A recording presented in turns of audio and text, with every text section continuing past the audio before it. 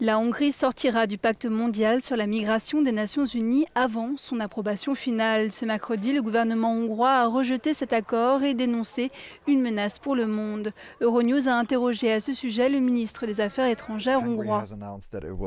La Hongrie a annoncé qu'elle se retirerait des pourparlers sur le pacte des Nations Unies pour la migration. Quel problème avez-vous avec cet accord ? Ce document reste un texte considérablement biaisé et déséquilibré dans le sens où il considère la migration comme quelque chose de bien par définition et comme un droit fondamental, ce qu'il n'est pas, et il se concentre seulement sur le droit des migrants et non sur le droit de la population en général.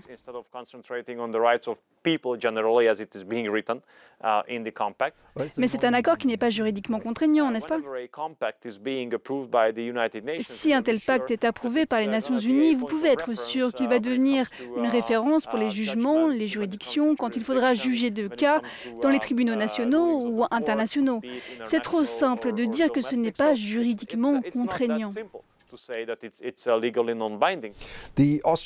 La présidence autrichienne a poussé la question du contrôle et de la protection des frontières extérieures au premier plan. Le dernier sommet a conclu un accord à ce sujet. Comment est-ce que vous le jugez ? Maintenant, tout le monde parle de la protection des frontières extérieures, mais ces mots ne sont pas suivis d'actions, ou même parfois ces actions sont en contradiction avec ces mots, parce qu'ils disent que c'est important de protéger les frontières extérieures. Mais quand le ministre de l'Intérieur italien prend la décision de ne pas autoriser les bateaux avec des migrants illégaux dans les ports italiens, eh bien, au lieu d'être remercié ou aidé, il fait face à de nombreuses attaques.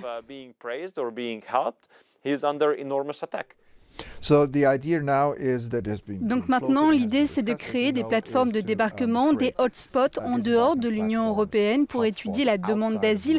Cela nécessite la coopération avec les pays africains et jusqu'à aujourd'hui, aucun pays africain n'a donné son accord pour le faire. Alors comment voyez-vous la suite ?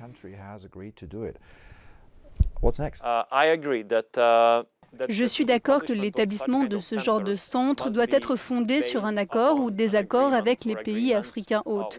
Et je pense que nous avons un défi à relever ici parce que nous finançons habituellement ces pays. Je pense que nous devons fixer des conditions à ces financements et nous devons dire « Ok, on vous donne cet argent, mais premièrement, vous devez mettre en place les réformes nécessaires pour que votre peuple ne parte pas de son pays.